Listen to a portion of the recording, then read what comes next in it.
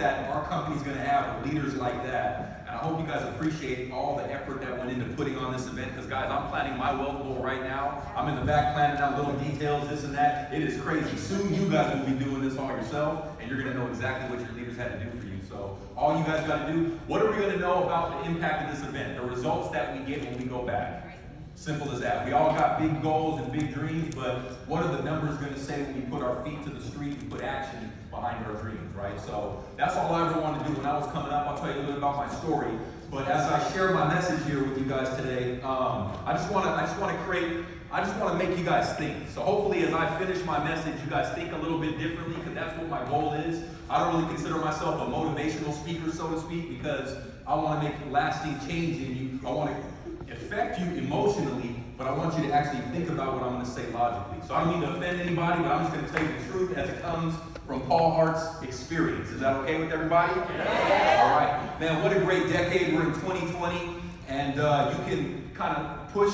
WFG is great because you always get another month to put plaques on the wall, trophies on the shelf, and push reset. Some of you had a great decade, or a great 2019 or 2018, or however long you've been in the business, but now everything starts at square one again. And so it's a matter of me and the leaders and all of us. You know what I'm seeing all across the company? Everybody's rolling up their sleeves and getting to work. We're all actually across kitchen tables. We're closing sales. We're recruiting people. I'm 15 years in the business. Got another direct coming to our event. I'm talking to a client outside as I'm doing this. We're in the hunt right now. Why is it? Because there's magical times. You know, I was telling everybody, like right now we're in the roaring 2000s. What if our family looked back on us? One day we're going to have our grandbabies on our lap, or great-grandbabies, Lord willing I live that long, right? And our kids are going to look at us because we're going to be the most documented generation of world history.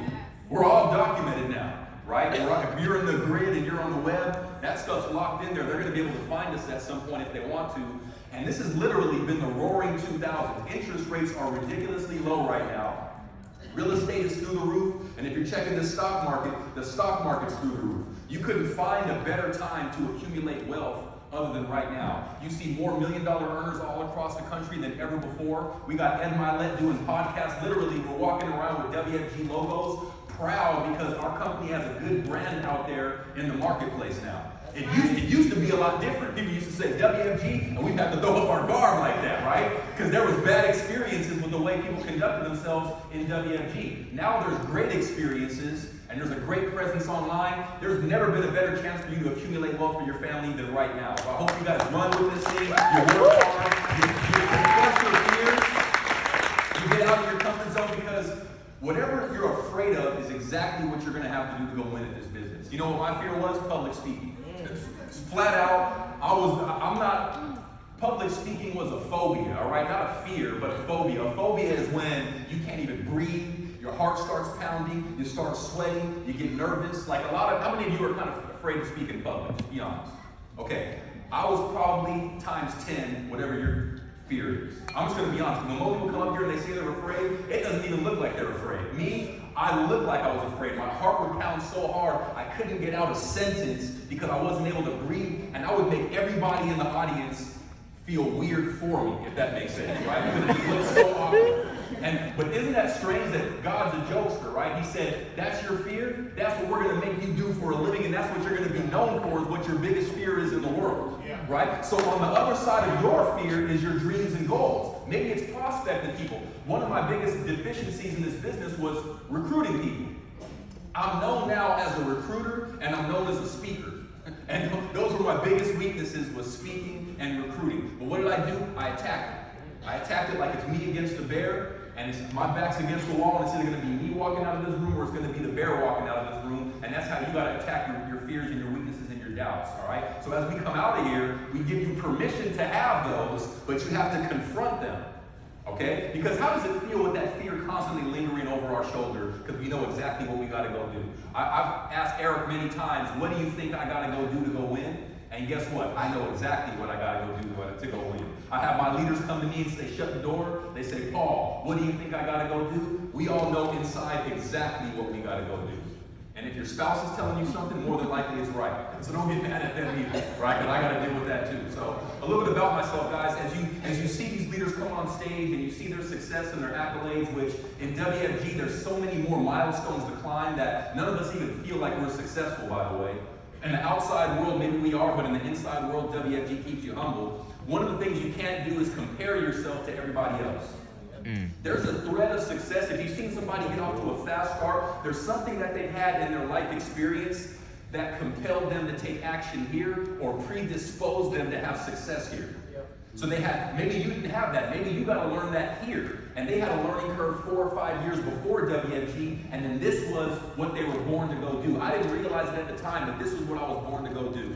So you guys hear my message all the time, and I'm talking about, the corporate plantation and all that crazy stuff, right? Maybe I'll recycle it. I got to let a couple years go by, and I'll bring it back again. But I've been thinking about that before WFG. This isn't something that I brought to WFG. I've been like this before WFG. I used to be hanging around with my friends, and I'm always talking about things and thinking about stuff, and they would always tell me to shut up, but I never had a platform to kind of talk about what I believed in. And then one day I got a chance to get on stage and talk about what I believed in, and I thought everybody was going to run out of the building, but everybody loved it. So I appreciate your guys' reception and your encouragement for me to keep on going. But it's true, am I right? If you guys have heard it, so that's all I'm going to do. But what about me? Now, when I was coming up, Eric Olson recruited me. We lived down the street from each other. My mom used to babysit him. My dad, we ran a little daycare out of our house. But I remember coming up, my dad grew up in the South, Tennessee, in abject poverty, pre-civil rights movement. He was born in 1938. So my parents are considered the traditionalist generation. They were both born in 1938. I'm supposed to be a baby boomer, but I'm not. So my dad's from the country, old school values, right? And then he raises me in the city, new school. So we had no communication whatsoever growing up. And my dad, but what I did learn, because we never had a lot of money growing up, but what I did learn was how to be a good husband, how to be a good father. All the old school values that our parents have taught us or our grandparents have taught us. And those are some of the things that I've applied to my business that have allowed me to have success. But at the time when I was growing up, I didn't grow up in poverty. I was more so middle class, but my dad raised me like I grew up in poverty because that's how he grew up. He said he was so poor growing up, they only got 4 squares of toilet paper when they went to go use the bathroom. And in the South, they eat a lot of food, you know what I'm saying? So that was a pretty rough experience, right? I mean, like 4 of the little squares, you just tear off 4, that's what you get, right? That's crazy. So I remember coming up and I wanted something. Dad, they got the new Jordans. Can I get some Jordans? The answer is no. Right? My dad used to be called the no-sayer. Anything I wanted, the answer was no. Can I get some lunch money to go to school? No. Can I get this? No. So I eventually learned that I'm not going to ask another man for money, so I had to hustle for everything that I got. All right? So I remember there was a golf course down the street, and me and my friend made a little raft, and we would go into the golf course and find the golf balls, and then we'd shine them up and make them look brand new. We'd go into the clubhouse, and then we'd find out exactly how much they charged them in the clubhouse, and then we would charge them less, set up our little sign next to the clubhouse, and clean them out. And we'd come home 9 years old, $20 in our pocket, $30 in our pocket, hustling. You get what I'm saying? Back then, hustle wasn't a good word, but nowadays it's all popularized, right? But we would come, we made $1 out of 15 cents. We figured out a way to come home because I didn't want to ask another man for money because I already knew what the answer was going to be. So what seemed like an adversity or a challenge at the time made me an entrepreneur. Some of you in here, you know what I'm talking about. You hustled when you were 5 years old, 6 years old. You knocked on doors. And what happens is we get that beaten out of us. And all of a sudden, people start to think that sales is a bad thing. I just want to let you guys know, everybody in here, you're salespeople. Did you know that you make the world go round, believe it or not? Nobody would have a job if it wasn't for you closing something and taking rejection and risking rejection. The product providers would not have a job if it wasn't for you out there across the kitchen table closing a sale. Yep. The people that design the software, did you know, for the illustrations, they wouldn't have a job if it wasn't for you willing to take rejection and getting out there and closing a sale. They don't want to go through rejection. They just want to design a little internet program. There is no no's and yes, and I want to do my research, and I want my $100 back and pyramid and the scam. They just sit in the cubicle, design a little thing. It's very comfortable. And then but guess what? They wouldn't have a job if it wasn't for you out there taking rejection. You get what I'm saying? Anywhere there's a job, there's somebody out there closing a sale and making a sale made. What about compliance? I remember one time our office got audited, and we were all nervous, and then the compliance auditor came in and said, just so you know, I just want to thank you guys for everything that you do, because if it wasn't for you, we wouldn't even have a job to be able to audit you. And then I stuck my chest out. I was like, man, you're right. What about the nurse that does the medical exam? They feed their family because you went out there and took rejection and closed the sale. What about the 1-800 numbers and all the people at the home office or all the people at Transamerica, Nationwide, Pacific Life that do the customer service? They wouldn't have a job if you weren't out there closing a sale. So I know we got to take all the arrows. This is a chance for us to sharpen the saw. But just know you make the world go round. It's because of you, you make the company go round. All right? They make us look like we're just sales. Is this sales? Because I don't want any part of it.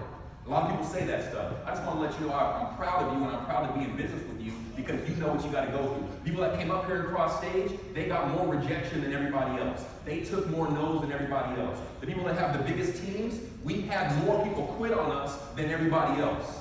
The people with the most cash flow and the biggest production, we've had more chargebacks than everybody else. We've had more closed sales that by the time we get to the house, you see that same number that you just did an appointment with, they're in your phone. And you're like, I just left their house. Why are they calling? You know why they're calling.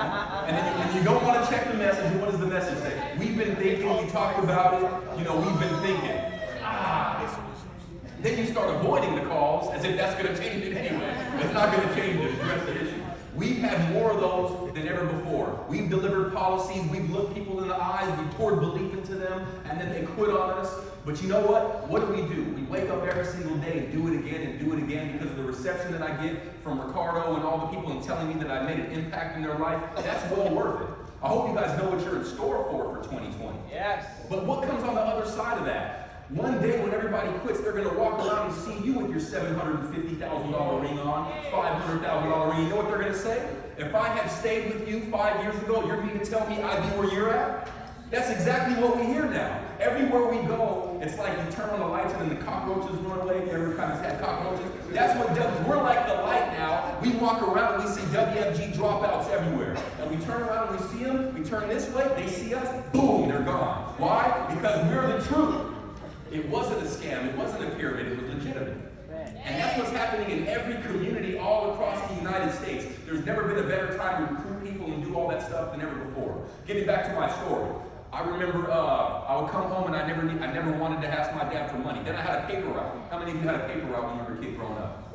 That was a chance. You had some autonomy. You get on your bike, you deliver the papers, you get out there, ride around the neighborhood, and all that good stuff, right? Why did I do that? Because I never wanted to ask another man for money. I remember my first job as an employee. Remember your first job? I was 15 years old. I had a work permit. I'm working at Wheelworks. And I pull up I remember pulling up the garage on a Saturday, and then you roll it all up, and everybody's cars are there.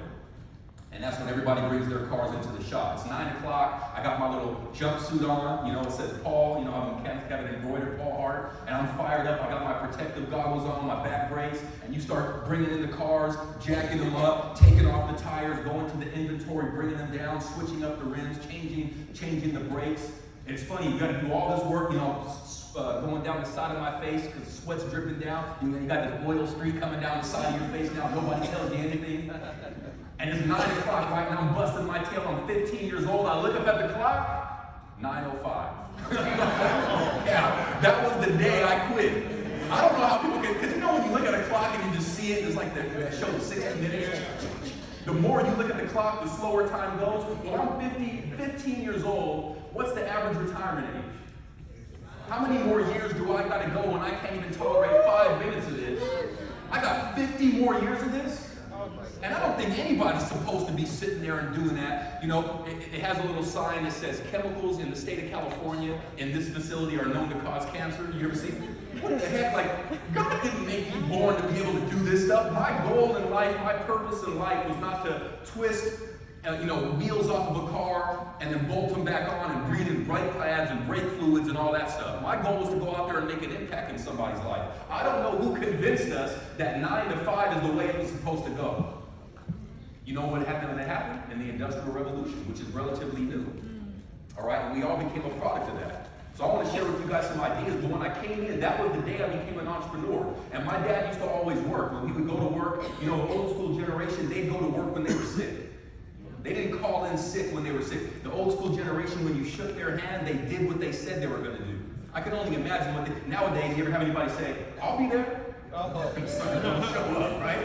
That was the biggest frustration I ever had in my life. How do you tell me you're going to be somewhere and you don't come? Just tell me you're not going to come. That's it. That's all I need to know. But the people lie to you. They text message you now. They don't even look at you in the eyes anymore. See, I came with those old school values that me and my dad used to bump heads with. But I got to tell you, that's made all the difference in the world. When you shake somebody's hand, you look them in the eye, and you actually do what you say you're going to do. You know how much mileage that will get you in building a team and building trust trust and camaraderie and loyalty on your team? Because nobody does that nowadays. All you got to do is be the one that does that. When you come out of here, you're going to have a lot of excitement. All you got to do is when the excitement dissipates, you keep going because you made a commitment to yourself, to your team, to your family, to your kids, that you're going to go do it. So when the buzz of Wealth Bowl dissipates, who's going to be the one that's still on the phone, that's still grinding it out, that's still keeping their vision in the forefront of their thoughts, that's going to attack it no matter what happens? Everybody has goals, but I just make sure I'm the one that's going to go do it. Success happens in your lonely moments. It's not when you're on stage like now. It's when nobody's watching. It's when you have that chargeback. It's when your spouse doesn't believe in you and isn't encouraging you right now because you haven't made a lot of money right now. Your team didn't show up to the BPM. All your guests flake. And then you got to go back to the house and nobody pats you on the back and nobody encourages you. Guess who has to encourage you? You. You got to believe in yourself. It comes that you got to start slapping yourself around and having self-talk and start talking those right thoughts to yourself. And you all know what I'm talking about, right? All the winners know what we're talking about. No, success is a lonely road and it's a lonely journey. And I hope you bring a lot of people with you. But you know what they're all going to say when you become, anybody ever recruit somebody and they say, when you start making money, then I'm going to do it? You ever hear that? Yes. Guess what all my friends said 15 years later? I started making all this money, now guess what? Well, we always knew you could do it. You had the gift of gab and all that. Now they want to borrow money. You're going to have to go through all that. Your best friend might not join you. What are you going to do about that? Go find another best friend. That's what you got to go do. I spend more time with most of my agents now than I ever did with any of my friends before. My family isn't even in business with me. Most of my family is still procrastinating on becoming a client. But we got 30 million people in California, 330 million in the United States. We got a shot. You only need how many? 7 to 10 to go make millions and millions of dollars per year. And we got 330 million people in the United States of America. We all got a shot. But if you take the math, 330 million, divide that into a billion, 6 billion on planet Earth, that's less than a fraction of 1% that you have a shot to be in the United States. You know how lucky we are? You know how all the problems that we think are problems, as Clinton was mentioning, really aren't any problems at all? When you really go, in California, we got the richest poor people in the world. Right? We got color TV, we got air conditioning, we got cell phones. We ain't poor. You know what's poor? Our mindsets. Once we start shifting the way we think, I hope you make a decision that your vision in 2020 is to change the way you think. God's given us free will and choice. We can't control anything on planet Earth. We can't control the tweets that Trump sends out. So don't let that piss you off, right? You can't control anything. You can't control what the home office does, your spouse does. You can't control the stock market. What can you control? Your thoughts and how you react to all that stuff. You get what I'm saying? So I hope we take ownership of that as we go back. Don't ever just say, I am this way or I'm wired this way, because that's an affirmation for you to stay that way. And every thought that you think, if you don't catch what you're thinking, that was an affirmation. Whether you realize it or not, and guess what? That's in your lonely moments. I can't see what people are thinking. How do we know what they're thinking? Their results. If you're not recruiting a lot, what is your thoughts, negative or positive towards recruiting? Right? If you're not producing a lot, if you're not recruiting a lot, so all you got to realize, Ralph Waldo Emerson says, the ancestor to every action is a thought. So thoughts precede your action. Right? What precedes your thought? Care. That was a deep one right there. You have to care enough, and all of a sudden, you'll start finding all the resources out there that will give you everything that you want to have happen. Right now on our cell phones, we're sitting on a gold mine. And then everybody in our cell phone has a cell phone, right? So how many, and then people ask us, where do you get your clients? Right in your pocket. I mean, literally, you throw a rock, whoever it lands close to, bet you they got a 401k, some kind of group term insurance, and they have no idea how it works. Man. Is that right?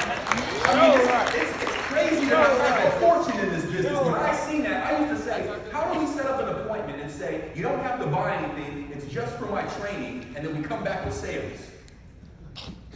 Did that make any sense? I was like, how do you do that? You told them I don't have to buy anything, and then you guys always come back with sales when you set the appointment up saying it's just for my training, all you got to do is listen, just help me.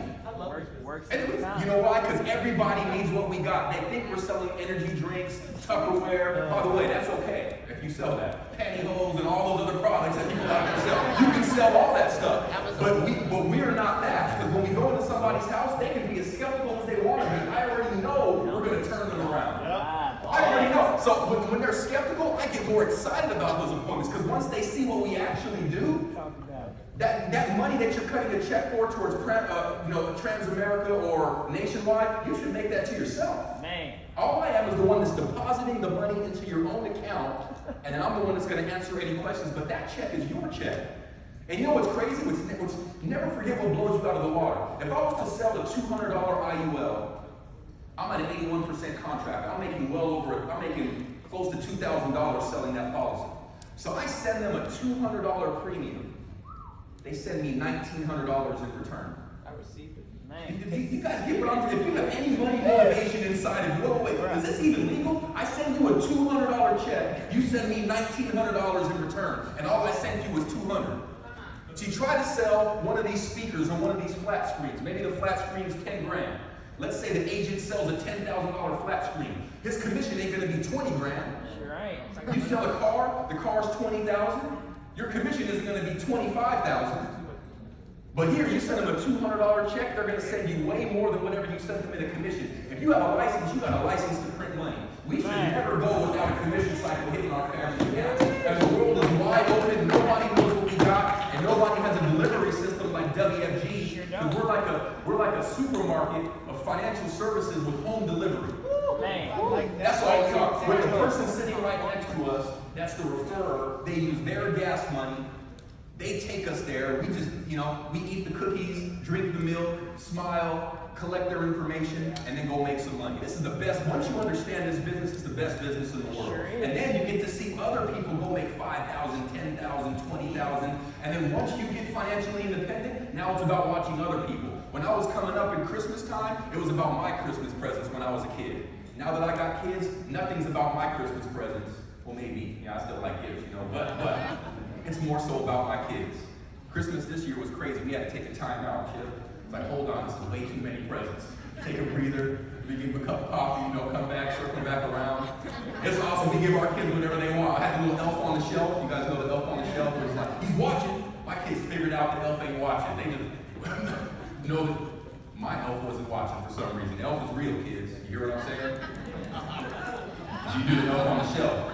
Man, I told them, man, if you don't get good, this elf ain't gonna bring you no presents. Every single day they were acting up.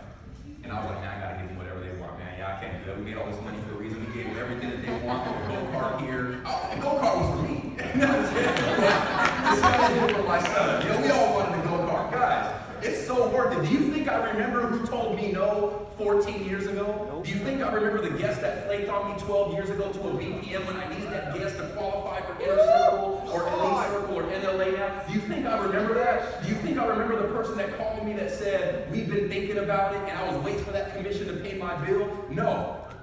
Because now we're going to Hawaii. Now we're here in beautiful San Diego. Then we're going to go to the Harris Resort and Casino after this to go speak for Dan Charlier. Then we got our wealth bowl. Then we got our beautiful home and our vacation home. And then we got our nice cars. When I first came to the BPM, why did I even come?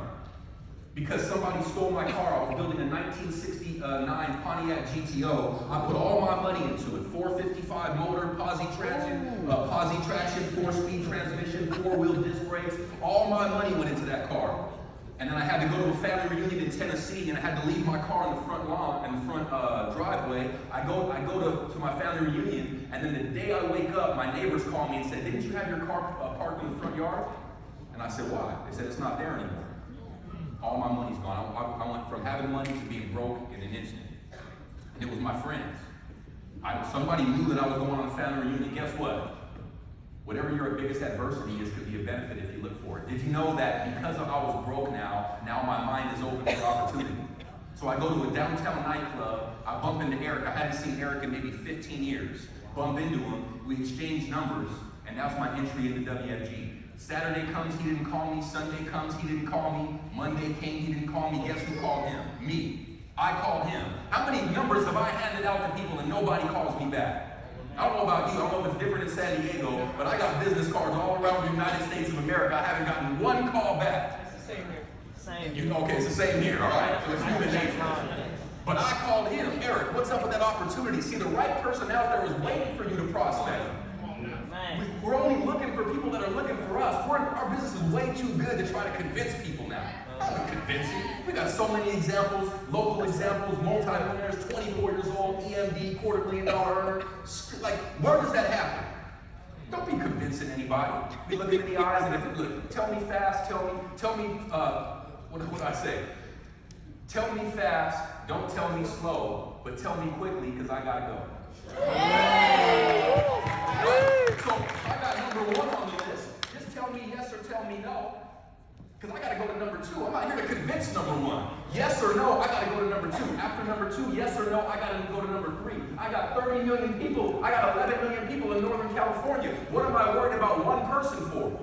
You ever hear somebody say, I'm inviting to the BPM, I got 3 guests. They didn't come. Saturday, I'm inviting to the BPM, I got 3 guests. They didn't show up. Next Tuesday, I'm inviting to the BPM. Is it the same darn 3 guests every single BPM? Go find somebody else.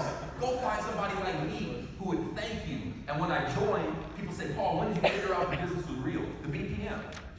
When did you go all in? That BPM that they presented this flip chart to me, I never heard any numbers being talked about that were introduced to that for me to go do it. And right when I joined the company, I signed up, I heard everybody start saying the word skeptical. I never even knew what skeptical was. I heard, I'm skeptical. Like, I heard, isn't it funny how the brokest people are the most skeptical? I heard, so why am I going to be skeptical? I got a 1994 Escort in the parking lot. That's the last car I got. I don't even think I have insurance. I hope you do steal it, so maybe I can, I got my dad's slacks on. I got a Stacey Adams car that I had to run to Macy's. I have no money. I don't even own a bank account. I had never filed a tax return a day in my life because I was scared they were going to take more money from me. I didn't realize I probably was due a refund. I didn't know any of that stuff. I heard Eddie Griffin say one time as a comedian, he said, man, I'm so broke that if you try to rob me, you're just practicing. And that's how I felt. I felt like I have nothing to take. Like, I don't even have the authority to be skeptical around here. Give me a shot. I paid him the $100 and I was like, as long as I get my $100 back, because then right when I paid the 100, you hear pyramid, it's a scam, it's this and that. I had no idea what that meant. So my mission was to go make my $100 back so I could say nobody scammed me, right? And my whole goal was to make 50 grand a year so I could drive one of these classic muscle cars and actually have some darn gas money. I used to be so cheap, I would never go to one gas station to fill up my tank because I figured that across the street that could be a couple, 5 cents cheaper, and never wanted one gas station to hustle me. So I always kept my tank like half empty so I could get the best deal. Not realizing I'm always filling up everywhere and driving around just to fill up. That's wasting all my darn gas anyway. Wow. That's going to be the gift. My first, I don't have a mic up here like that. My first speech, I held the mic like this. All right, guys. All right, guys. I didn't realize it. My upline Rob Day was in the back like, oh my God. That's going to be the guy that's going to close out convention one day? That's when I see me. I used to be on the phone. I'd be like, yeah, come on in for show, man, for show. So I didn't speak English either. English was my second language as well. When I came up on the streets, what I'm saying? So we don't talk English, All right, so we got a few folks. What does that mean? That's how it is. That means if I can do it, you can do it. You know what the difference was? The only difference. I had so much desire to change my situation. Thank God they stole my car. I got a 68 Firebird right now that's coming out all taken care of. I'm a Pontiac guy. I'm bringing Pontiacs back, resurrecting them, and putting them right back on the streets, these classic cars, right? That was always been a dream of mine. I am still a mechanic. I just ain't working on nobody else's cars. I got a 65 GTO tri-power car. This is my dad's original car. Black on black. That car gets attention everywhere you go. Now I got multiple muscle cars, let alone not having enough money for gas. Why? Because somebody stole my car and I hit rock bottom, so I made a change. Some of you are the luckiest people in the world right now because you're at rock bottom right now. I promise you that with every adversity is a benefit, but you got to look for it. And I came and I recruited 10 directs my very first month, 25 on the team, because I thought that's what you're supposed to do. Because Eric told me you're supposed to go do that. And I just got on the phone, and I didn't know what I was saying, but I said, hey man, come on down. We had no scripts, but I knew why I was doing it. That's it. I didn't know how, I knew why. And they came on in, and then recruited 10 directs and 25 on the team, and ever since then, my business started taking off, and then I started hearing people say, it's tough and it's challenging. Well, yeah, it's tough if you're going to make a lot of money. It is going to be tough, but you know what else is harder? Being a mechanic 15, 20 years later, still struggling paycheck to paycheck, breathing in all those cancer-causing fumes for the past 20 years in a row.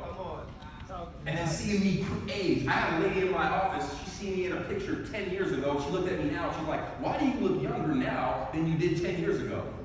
Because of all the stuff I've learned about thinking properly and eating properly and all the stuff in WFG, I'm becoming the Benjamin Button of WFG. No. With every adversity, my parents passed away from cancer, my mom passed away from ALS, all the stuff that will be accessible to the chronic and critical illness riders. We didn't have those back then.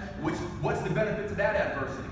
Learning how to get myself in shape and to eat healthy so the same thing doesn't happen to me. Whatever happens to you, if you look for it the right way, it's a benefit in your life. You know what the benefit was at 15 years old, learning that I don't want to be a mechanic the rest of my life. I don't ever want to work for somebody else. I had to stay there for a year and I got a raise. He was going to give me a raise to $7.50 an hour. So I go to Pat. I said, Pat, can I get my raise? I've been here a year. He said, why should I give you a raise? I said, because you told me after a year you'd give me a raise. He gives me a raise to $7.50 an hour. I quit the next day. Because I felt like I got a new dad now, and his name's Pat at Wheelworks. Wow. And I got to ask, I didn't like what it was like coming up asking another man for money when I was living in my dad's house. And I didn't like asking another man for money so I could feed my family more. Oh, my son's birthday's coming up. Can I get a cash advance? Can I get a raise so I can so I can have a better lifestyle? See, when somebody else determines your income, they determine your quality of life. And that man doesn't know your kids. That man doesn't know who you are. That man doesn't even care, or woman, doesn't even care who you are. Our people do. We want to get to know your kids. We want to get to know who your family is. We want to get to know your spouse. When was the last time you had a chance to have a dinner at the CEO of your corporation's house if you got a job, other than here? Never. So another man tells me I'm worth 50 grand a year. What does that now determine? That determines the neighborhood I live in. Because I can't go live in $1 million homes in gated communities, at least not in California, making 50 grand a year. So what does that determine now? Oh, the neighborhood I live in now determines the education my kids get. So another man who doesn't even know me, by determining how much money I make, determines the education my kids get. The school I went to was called Mount Pregnant. We had more teenage pregnancies than any other school in the whole entire district, and we had a police substation on my campus. And I seen riots. The same way they riot in the prison system where the races come together is the same riots that happened on my high school campus. I thought that was normal. Oh, we were the knuckleheads. We were supposed to go to prison. That was the system. You get what I'm saying? Where do we learn Monday through Friday, weekends off? Miserable Monday, hump day, Wednesday, thank God it's Friday. Yeah, since kindergarten. They're grooming us to go bow down to authority, to submit to when we tell you what to do. You sit there and you do exactly what they told you to do. So you can go work in a corporation and make corporations wealthy. Do you understand it? See, when you're living in the matrix, you don't really realize that because you're caught up by all the distractions.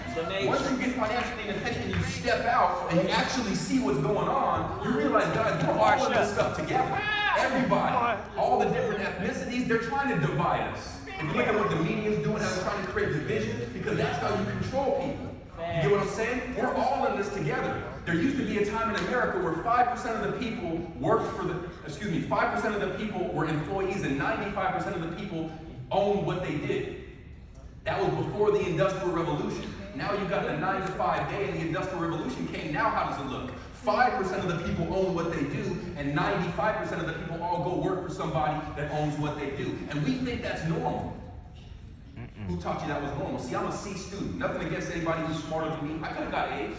But what a C student meant was when I put on my backpack and I told my mom I'm going to school, I might not just go to school today. We'll see how it works when I walk down there if I feel like showing up to class. See, C students, we do what we're told to do whenever we feel like it. I'll do it if I choose to, not when you tell me to, and I'm gonna rebel just because you told me to do it.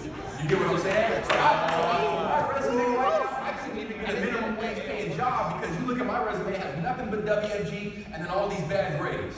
You're like, why should we hire you? I hope you don't hire me so I can have this chance to start my own business, right?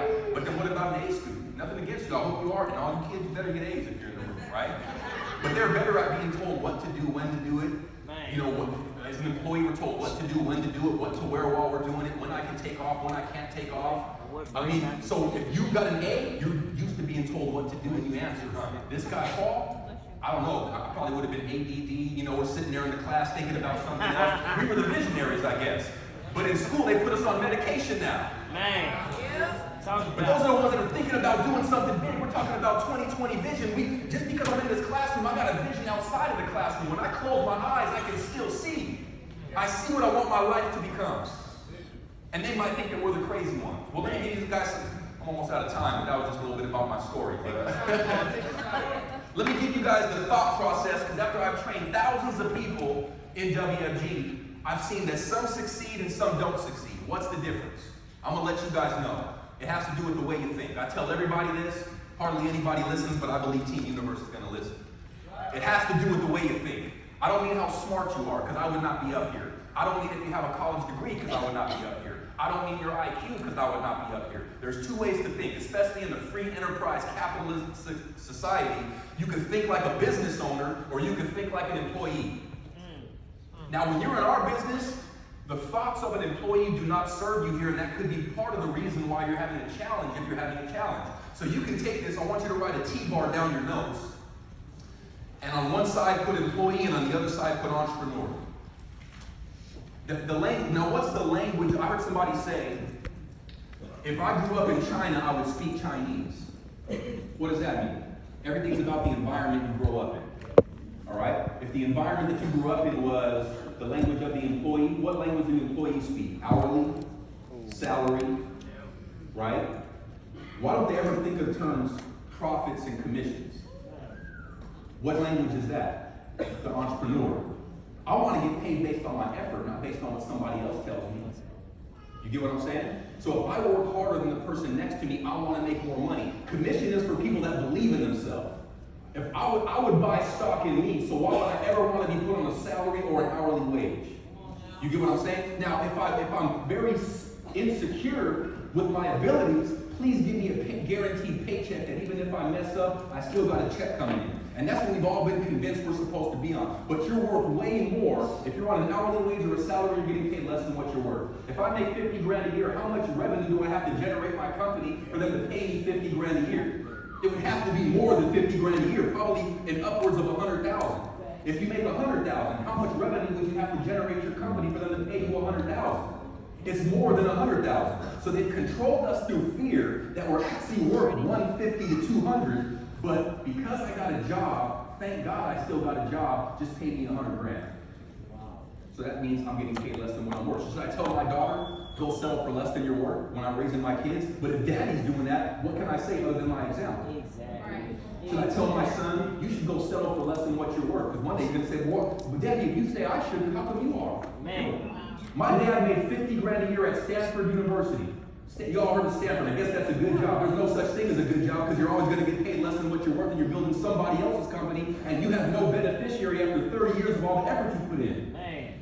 So you're sitting here renting your life away, renting a paycheck to build somebody else's legacy that they get to leave to their family. We own a home, but we rent our income. Ain't that something? Yeah.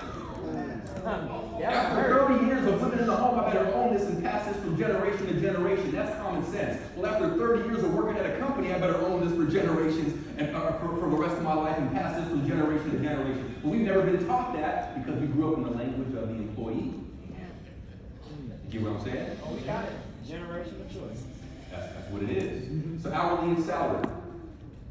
Who taught us that's the way it's supposed to work? I remember on a Saturday, I pull up, he'd say, the owner would say, or the sales rep would say, Paul, Mr. Jones has been here for an hour. Can you get the car out as fast as you can? And then Mrs. So-and-so has been here. She's got to go too. Can you get both cars in and do them at the same time and get them out at the same time you would normally do one? We're running behind. And again, I got the back brace on. I'm the one lifting stuff. I said everything I was supposed to say. Yeah, I'll go do it. But the salesperson is on commission. I get 2 cars in at the same time that they usually do one. He doubles his commission. How does the owner get paid at Wheelworks? Good company. I'm not knocking Wheelworks. They get paid profits. Every brake pad, every valve stem, every balance tire, rotation alignment, they get paid off of everything.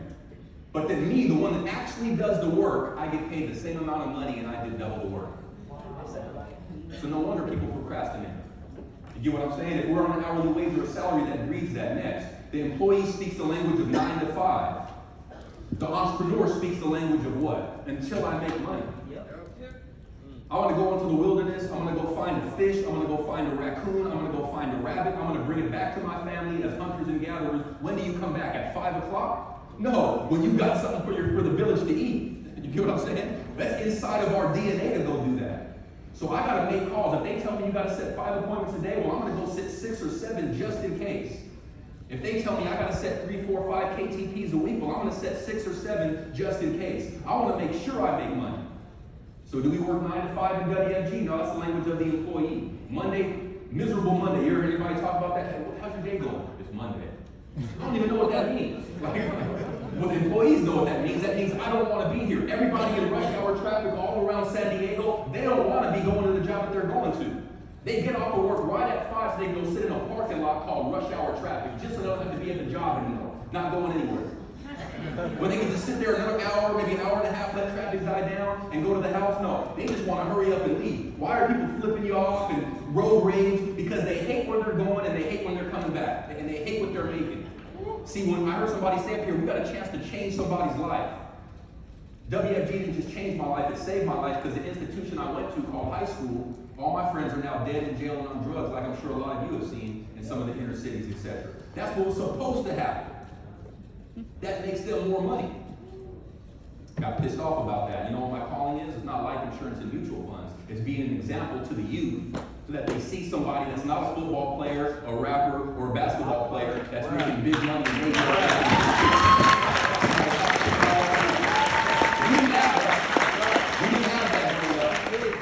We didn't have that growing up. Although I didn't hold the mic like that because that was the direction I was headed, you know. Next, employees want a safe and secure, want a short-term security. What do entrepreneurs want? We want long-term security. I'll sacrifice right now so you guarantee me at the end I have long-term security. Employees, I just need a paycheck right now. How many people have I tried to recruit that said, I can't do that commission thing, I need a paycheck right now?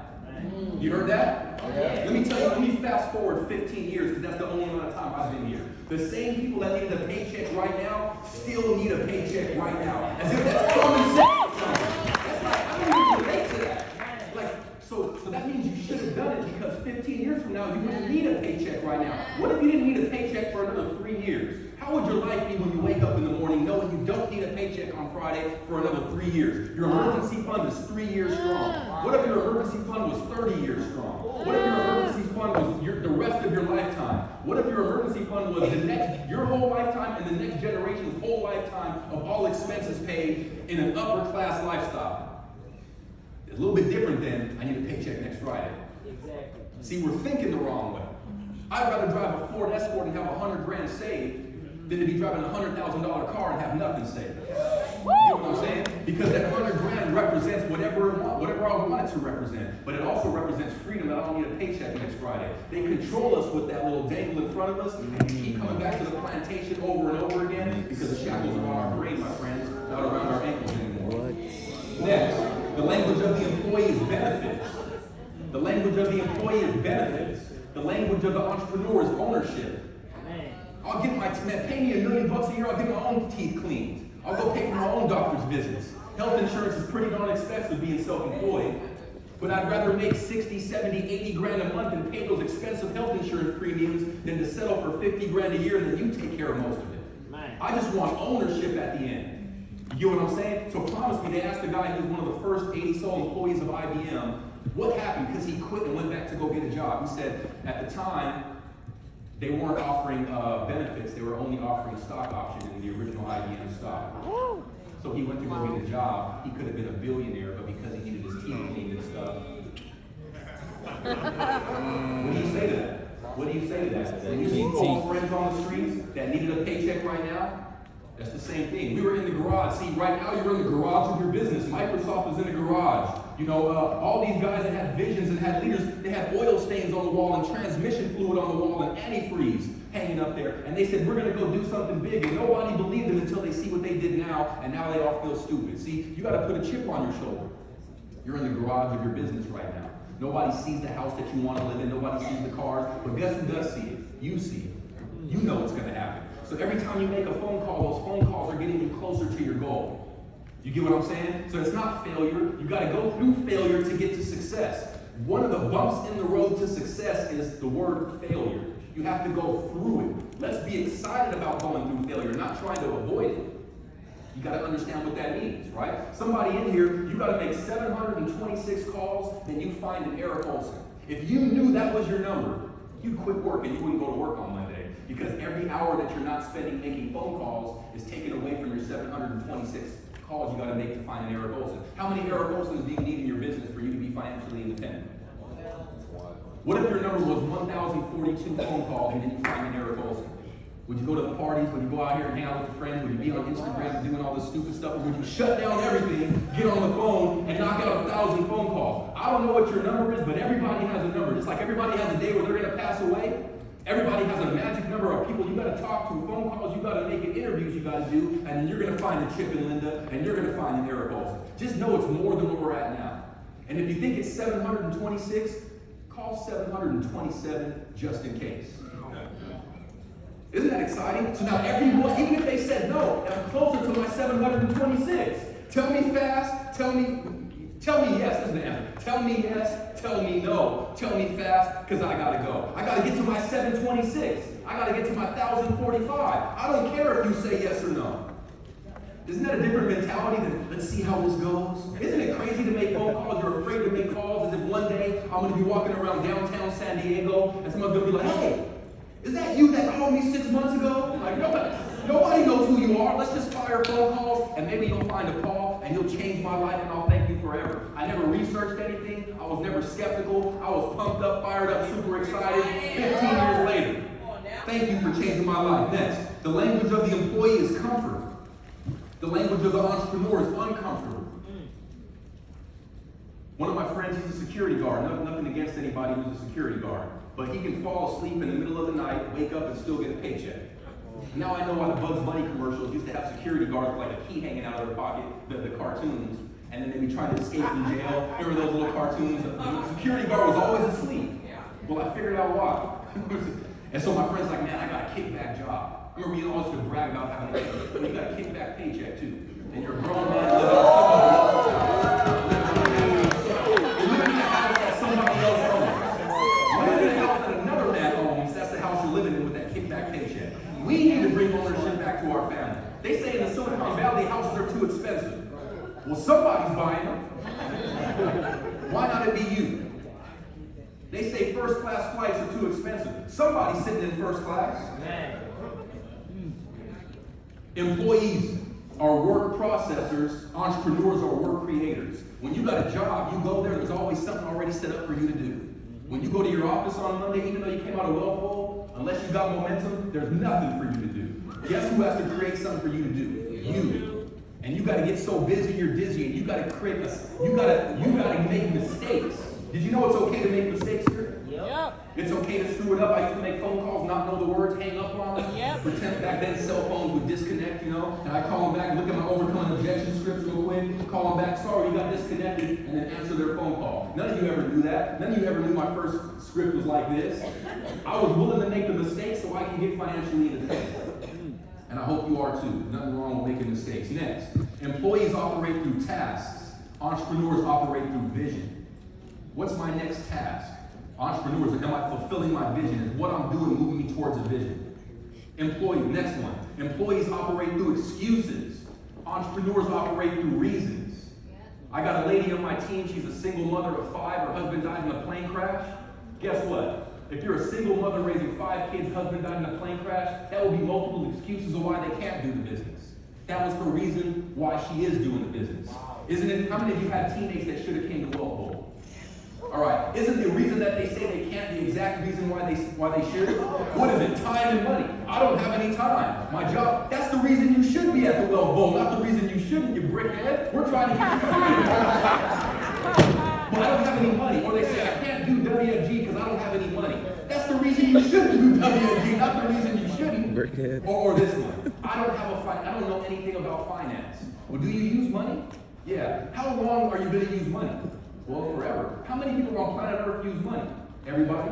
So is it good that isn't that the reason you should do WFG because you don't have a background in finance? Not the reason you should. I don't know if it's just me, but I'm looking at people like they're the crazy ones, not me. All right. So we're not the crazy ones, guys. Excuses next. And I'm winding down here. The employee waits for training. The entrepreneur at the front row knows what I'm talking about. The entrepreneur seeks out the resources.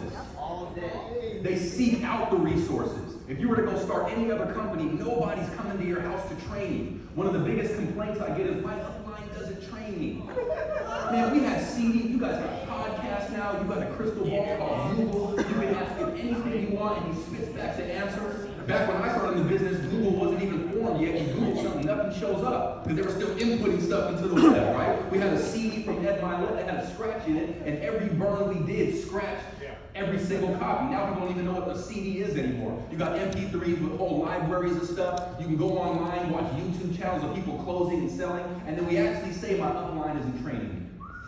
In that summer. We had to drive down to the offices down here just to see what a BPM looked like. Guillermo Haro's office, Dan Charlier's office, John Shin's office, and some of the people in Southern California that were no longer here. There were some hierarchies in San Diego that quit. But they taught us everything, and now we're bigger than them. When we were training associates, we're now bigger than EVCs when we were a training associate. All because we just followed the system. And we didn't wait for somebody to I didn't wait for John Shin to drive up to Northern California to train me. We drove down to John Shin to get trained. And you know what I found out? Everybody will help you in our company. People come to me all the time, they say, Paul, I got this client, here's a policy. How does this policy work? I don't know. Here's what I would do. What's the policy called? MetLife Accumulator. Here's what I would do. Get Google out. MetLife Accumulator. The brochure pops up. You're trained. There you go. That's how it works. That's what I would do. Isn't it funny? Because you have to go to the library, blow the dust off the books, get the ladder, go to the top, research what you're. That's how you used to have to do research. And now we got people saying, I don't know. No, we're just too lazy to go find the answer out. That's really what it is. Our ancestors would roll over in their grave and we say, I don't know nowadays. This is the information age. Isn't it crazy? Like all you got to do is Google how a 401k works. And in 2 seconds, you'll know how a 401k works. If people have been having a 401k for 20 years and haven't taken 2 seconds to Google how their 401k works. Ain't that something? Why is that? Distraction, my friends. Instagram. Oh, you got this going on. Then you got political stuff here. Then you got the impeachment. Then you got the 49ers. Then you got football or basketball. Then you got soccer. Then you got family problems. And all of a sudden, 20 years went by, you still don't know how your 401k works. Those distractions are going to count more and more and more. They're not going to go away. How do you confuse a baby that's crying? You're distracted. All of a sudden, I forgot what it was crying about. And then you do it again. You dangle these little things in front of you. Forgot what it was crying about. Employees. Employees are followership. We get told what to do and then we do it. Entrepreneurs are what? Is what? Leadership. You start it. You start the company. Nobody on my team's in phone zone. You're at phone zone though. That's all that matters. Nobody on my team's at the BPM tonight. You're at the BPM. That's all that matters. That's exactly what Bill Gates did in his garage. Nobody showed up. And when you started in the garage of Microsoft, you became a billionaire. You started Microsoft now, they got gluten-free, vegan, they got a whole cafeteria for everything. You got roller skates around the campus, and you're broke. 50 grand a year, get told what to do, get some benefits, and get laid off a couple times in your life. Isn't it funny how in the 80s, 50 grand a year was a good job? In the 90s, 50 grand a year was a good job? In the 2000s, 50 grand a year was a good job? And now you ask somebody, and they make 50 grand a year, and they tell you they got a good job. What's the difference? The cost of living is through the roof and you make the same amount of money. Employees are politically correct. Entrepreneurs push the envelope. Did you know when you were a kid, you didn't stop until you got the word yes? Can I get a cookie, Mom? No. Can I get a cookie, Mom? No. Can I get a cookie, Mom? You wore them out until your mom said yes. And now everybody's afraid of rejection now. What do I say? What do I ask? What do you say? It's your friend. I know what I would say if I called my friend. I gotta ask you what I gotta say to call my wife and set up an appointment with her. Politically correct. Isn't it funny? Here's what happens. This is what we were told as kids. Don't say nothing, don't touch nothing, don't go in there, don't ask for nothing, just sit there, be quiet, don't ask for nothing. And we get told that every time we go somewhere, and eventually we're grown up, I'm not gonna ask for nothing, I'm not gonna touch nothing, I'm not gonna say nothing. This is the business of entrepreneurs, we ask for whatever we want. We close you until you say yes. We go get it. So now I gotta retrain the way I raise my kids. It's like, you want a cookie? Sell me on it. You can close me, I'll give it to you. But the answer is not no, because no beats them up. Why? Why should I give you a cookie? I watch the word no because I've seen what it's done to big kids after hearing no so many times. We're afraid of one of the smallest words in the English dictionary is what holds us back from major success. It's the smallest word, magnificent success, and then let that hold you back. By the way, they're afraid to tell you no. Because they know they don't have the right kind of life insurance. So if they say no, you say a prayer for them. Don't feel sorry for yourself. They're the ones that are not. You got protection. You got an opportunity. They don't. See, we got what they want. They don't got what I want. I don't want a 9-to-5 job. I might not be a multi-millionaire, but I got mentorship from multi-millionaires, and I got an opportunity here, so you can recruit to that. You get what I'm saying? I don't want 9 to 5, be told what to do, rush hour traffic, live where you live. So no matter where you're at in the business, you got what they want. They don't have what you got, and you can look them in the eyes and recruit them with passion. All right, I'm winding down. I just want to give you guys your money's worth. Employees operate through instant gratification. Entrepreneurs operate through delayed gratification. That's what I want a paycheck right now. I want a paycheck right now. Well, that's a paycheck to paycheck mentality. Employees need to know everything before they act. Ain't that the truth? Entrepreneurs act before they know anything. How do you know how to be a good husband? Ain't no book gonna tell you how to be a good husband. You can read all the books in the world and you get married. That's how you learn how to become. How do you know how to raise kids? There is no book that's gonna tell you how to raise kids. When one has the flu, the other one doesn't, you're crying in the middle of the night, and you and your wife are arguing, all the books you read went out the window. And you had to charge back on top of that? So how do you learn? You just do it. How do you learn how to be a leader? You get a team behind you. You just start doing it. You just start walking and everybody follows you. How do you learn how to write? You just start writing. How do you learn how to sell? You just start selling. You with me on that? Yes. And then last point, employees don't talk about work after work. And what do business owners do? That's all we do is talk about work after work, right? I seen Jerry Rice in the airport when I was coming here. Do you think when he was coming up, he was talking about football and what he was going to do? And do you think he let anybody around him say shut up? If you tell me shut up about my passion, you're not my friend anymore. Simple as that. All my friends, you know what I felt? You better own if you don't own what I do, you at least have to look at it. Some of my friends haven't even given me a presentation yet. I got to move on. Keep it stepping. You got to keep moving. Because do you think Michael Dell's family, do you think Michael Dell would allow his family to own a Sony Vaio? You wouldn't be my friend anymore. I'm Michael Dell. It says Dell on the back of this computer, and you own another product? What if you were Steve Jobs' family, and you bought a Samsung? I'm sure Steve, man, you roll over in his grave right now, pissed off. Like, hold on a second. Like, we're not cool. You get what I'm saying? And you hear all this different language, the language of the employee. Is it a pyramid? I ask you, what do you mean is it a pyramid? Is there somebody at the top that makes all the money, and then everybody at the bottom works hard to make them rich? Well, yeah, it kind of does work like that. But let me ask you a question. Are you the highest paid person at your company, or do all the people at the top make more than you and you're working hard?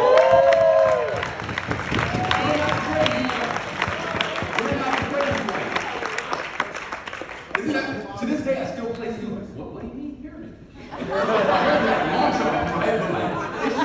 the language. You got to realize why they're saying this stuff, because they don't even have a perspective of what to come from. They don't even know what they're talking about, right? Or they'll say, "Is this one of those things I got to talk to all my friends and family, and I got to call them all?" Well, I don't know, man. If you had a pizzeria, would you tell all your friends and family you have a pizzeria? Yeah. Does that make your pizzeria a pyramid scheme now? No. If you had a barber shop, would you tell all your friends and family? You probably wouldn't put me on your top 25 list of a barber shop. If you had a barber shop, would you tell all your friends and family? Yeah. Does that make your barber shop a pyramid? No, it makes it a business. We believe in what we do. If people don't tell you when you're around, all you do is talk about that WFG thing, you're not talking about it enough. If your friends and family, when you go to the barbecue, say, "Don't try to recruit all my friends, don't try to sell them life insurance, can you just come for once and just sit there and be part of the party and don't sell everybody?" If they're not saying that, you're not talking about WFG. Michael Jordan talked about his business. Tiger Woods talked about what he was doing. Every person that's passionate about something confesses to the level of conviction. I hope you're convicted when you come out of here, guys. And I just wanted to share with you some ideas. You can circle which ones are you and what changes you got to make in the year 2020. We're human becomings. We're all works in progress. Nobody is the final product. And I want you to go over this. And once you start thinking like the entrepreneur, you're going to look up and you're going to have a ring on your finger. You're going to be putting on the wealth bowl, and you're going to have a big old team. Change begins with us. I know we want to go change the state. We want to go change the city. But I believe with you guys combined, man, we can go change the whole entire universe. The next generation, the biggest person on your team hasn't even been recruited yet. The biggest person on your team, the parents that are going to conceive the child hasn't even met yet to conceive the child that's going to be the biggest person on your team. Did you know Eric Olson wasn't even born when Rich Dolly signed his AMA? So one of the biggest guys in WFG wasn't even born when Rich Dolly got started.